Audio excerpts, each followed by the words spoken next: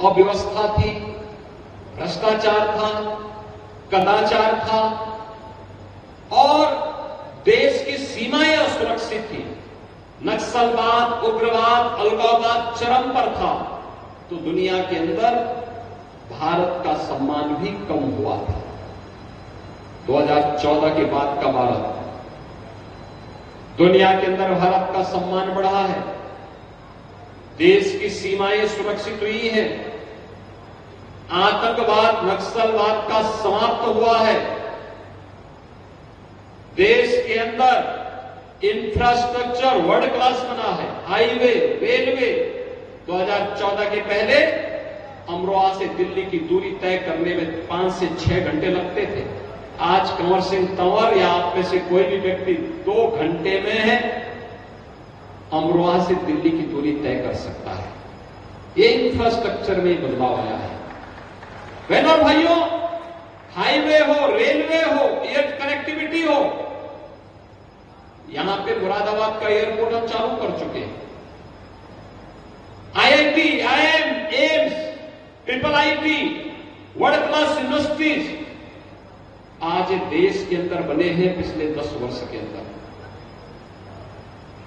आप याद करिए 2014 में आपने कंवर सिंह तंवर को सांसद बनाया तो उन्होंने अमरोहा से दिल्ली की कनेक्टिविटी 4 लेन के साथ जोड़ दी है।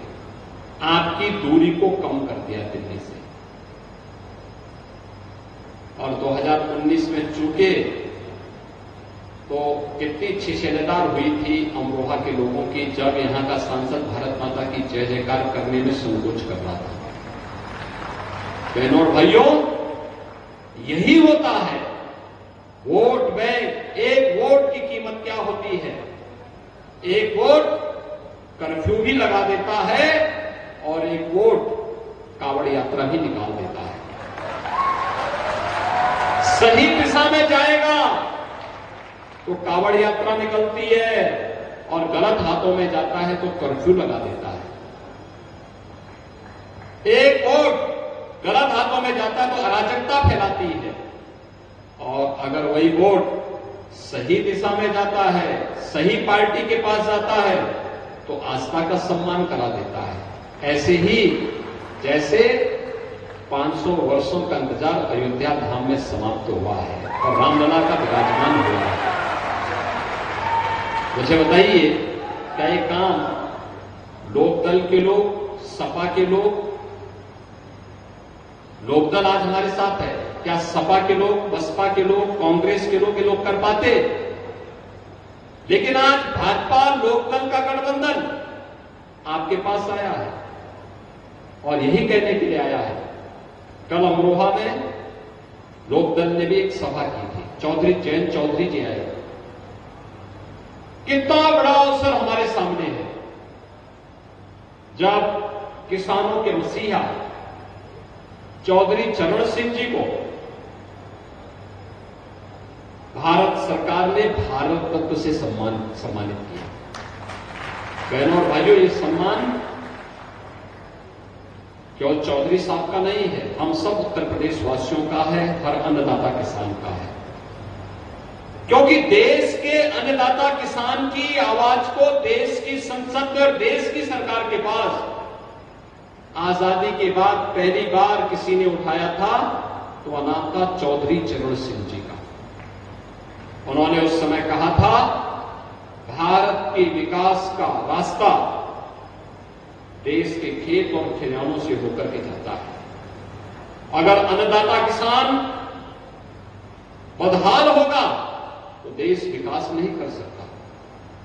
और बहनों भाइयों, चौधरी साहब के प्रति कृतज्ञता ज्ञापित करने के लिए ही प्रधानमंत्री मोदी जी ने चौधरी साहब को भारत रत्न से सम्मानित किया और चौधरी साहब के सम्मान के साथ हम सब उत्तर प्रदेश वासियों का सम्मान बढ़ गया। इसलिए मैं उत्तर प्रदेश वासियों की ओर से प्रधानमंत्री जी के प्रति आभार व्यक्त करता हूं कि उन्होंने चौधरी साहब को भारत रत्न देकर के किसानों का और अन्नदाता किसानों के साथ साथ प्रदेशवासियों का सम्मान बढ़ाया है।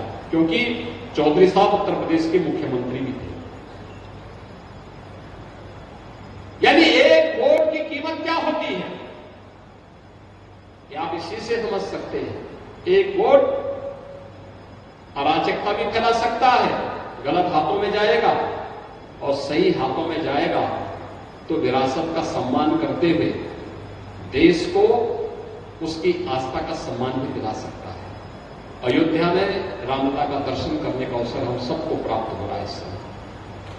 कितनी भव्यता है। और इसीलिए आज मैं आया हूं आपके पास कहने के लिए कि एक वोट नौजवानों के हाथों को आजीविका दे सकती है, एक वोट उसे गलत दिशा में लेकर के अपराध की दुनिया में भी धकेल सकती है। मित्रों, ये सब हमें तय करना होता है।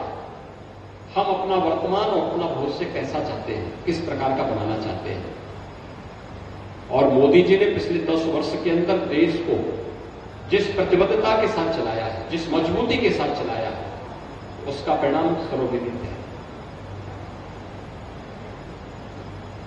मोदी जी के द्वारा किए गए कार्य आज देश के अंदर मोदी गारंटी के रूप में पूरे देश के अंदर गूंज रहे हैं। लोग कहते हैं मोदी गारंटी क्या है? मोदी जी की गारंटी 12 करोड़ अन्नदाता किसानों को प्रधानमंत्री किसान सम्मान निधि का लाभ देता है। यही है मोदी गारंटी। 4 करोड़ गरीबों के सिर को ढकने के लिए प्रधानमंत्री आवास योजना मिल जाना, देश के अंदर 80 करोड़ गरीबों को मुफ्त में राशन की सुविधा का प्राप्त हो जाना, 10 करोड़ गरीबों को उज्ज्वला योजना में मुफ्त में रसोई गैस का सिलेंडर मिल जाना, 12 करोड़ परिवारों को यानी 60 करोड़ लोगों को 5 लाख रुपए की स्वास्थ्य बीमा का लाभ मिल जाना, यह है मोदी गारंटी। और मोदी जी इसलिए सफल हुए, सपा बसपा और कांग्रेस इसलिए विफल हुई क्योंकि जब वे सत्ता में आते हैं तो अपने परिवार तक सीमित रह जाते हैं।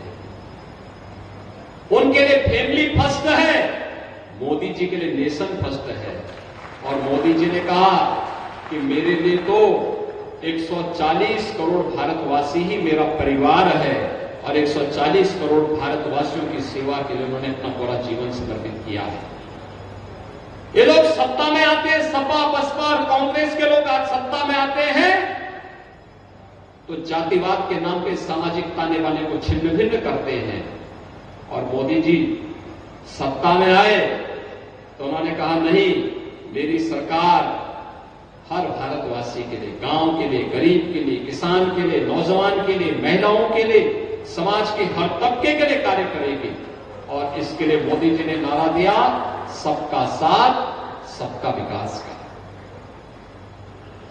कांग्रेस सपा बसपा तुष्टीकरण की नीति पर चल करके आपकी आस्था के साथ खिलवाड़ करती थी, कावड़ यात्रा नहीं निकालने देती थी, पर्व और त्योहार नहीं मनाने देती थी।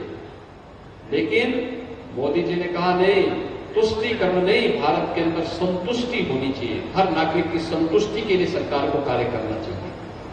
सरकार समस्या नहीं हो सकती, सरकार समाधान का नाम होना चाहिए।